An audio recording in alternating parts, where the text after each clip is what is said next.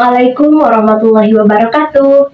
Halo teman-teman, berjumpa lagi dengan saya, Indri Rahmawati Nuraida dalam kegiatan Baca Buku, di mana kegiatan ini dibuat bertujuan untuk memenuhi salah satu tugas mata kuliah literasi di sekolah dasar. Adapun buku yang akan kita bahas pada kegiatan kali ini yaitu berjudul Patah Hati, Woles Aja, karya Putri Felicia. Karena dalam buku ini itu dijelaskan mengenai apa sih yang dimaksud dengan patah hati, lalu apa yang menjadi penyebab dari adanya patah hati, dan juga beberapa solusi yang bisa kita lakukan untuk menyembuhkan rasa patah hati. Berbicara mengenai patah hati, sebenarnya apa sih yang dimaksud dengan patah hati itu sendiri? Apakah patah hati itu hatinya patah dan perlu dilakukan tindakan di bedah untuk mengobatinya? Tentu saja bukan begitu ya teman-teman, melainkan kesedihan yang mendalam juga kekecewaan yang bertumpuk sehingga terpuruk. Nah, orang yang patah hati maunya itu menyendiri, merenung berlama-lama, walaupun tidak menghasilkan apa-apa. Akibatnya akan terbentuklah sebuah kegagalan kritis yang disebut dengan broken heart syndrome. Broken heart syndrome sendiri tidak boleh dianggap sepele teman-teman, karena penyakit ini itu bisa berpengaruh pada kesehatan fisik. Hal tersebut terbukti di mana Thomas Buckley, ketua peneliti dari Heart Foundation, mengemukakan bahwa dari 160 orang yang terlibat pada penelitiannya, sebesar 50% mengalami kesedihan mendalam dan beresiko terkena serangan jantung 6 kali lipat lebih besar. Di mana pada saat mengalami kesedihan mendalam, tekanan darah akan meningkat, detak jantung semakin cepat sehingga sistem kekebalan tubuh akan mengalami perubahan dan terbentuklah gumpalan yang dapat menyumpat aliran darah yang menyebabkan serangan jantung. Akibat lainnya yang mungkin terjadi kepada seseorang yang sedang mengalami patah hati yaitu bertindak irasional, sehingga mereka ini akan sulit untuk diberikan nasihat. Kemudian mereka juga akan mengalami hancurnya akal. Misalnya kayak ngamuk-ngamuk di kamar, banting pintu, mecahin kaca.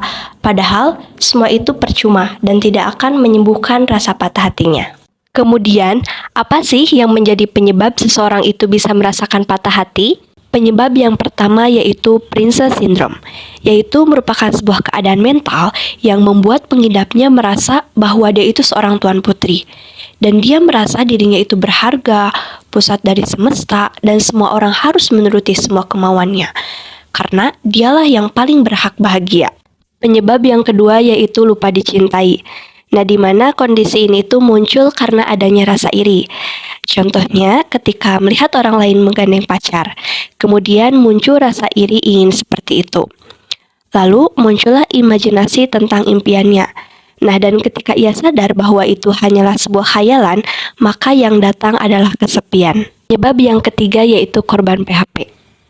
Nah, apakah teman-teman pernah nih menjadi korban PHP? Atau mungkin teman-teman yang pernah PHP-in orang lain? Siapa sih yang enggak senang kalau dikasih perhatian? Apalagi kalau dikasih perhatiannya itu sama orang yang kita sukai. Namun, pedihnya semua itu hanyalah permainan dan semua perhatian itu hanyalah perhatian biasa antara teman. Tindakan PHP seperti itu tentu bukan sebuah hal yang baik, walaupun tidak ada ukuran pasti bagaimana sebuah ekspresi dapat dikatakan sebuah PHP.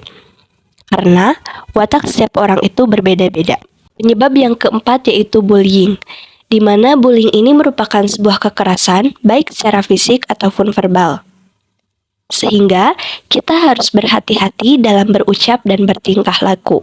Apalagi pada saat ini marak sekali kasus cyberbullying yang mungkin dapat menimpa siapapun. Nah, terlepas orang-orang yang dibully itu kesal ataupun tidak, bullying merupakan suatu hal yang harus kita hindari. Penyebab yang kelima yaitu ambisi yang labil.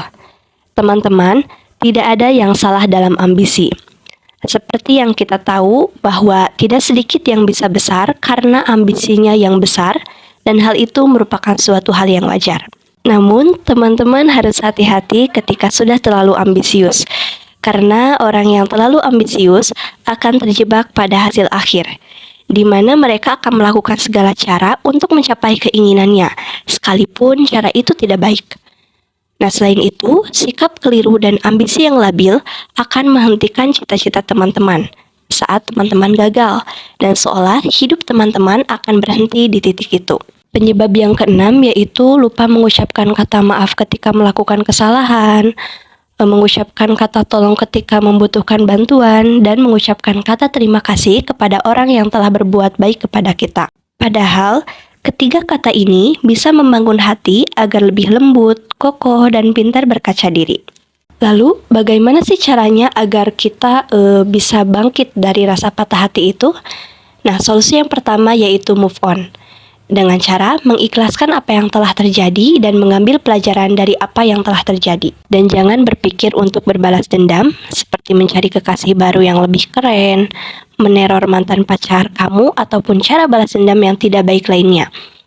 Namun, jika kamu tetap ingin balas dendam, maka balas dendamlah dengan cara memperbaiki diri agar menjadi orang yang lebih baik lagi. Solusi yang kedua yaitu memberi tanpa berharap balasan. Dan solusi yang ketiga yaitu berolahraga untuk jiwa. Olahraga terbukti manjur dalam meningkatkan hormon penumbuh rasa bahagia dalam otak, seperti hormon adrenalin, serotonin, dopamin, dan endorfin yang merupakan pembunuh nomor 1 penyakit hati.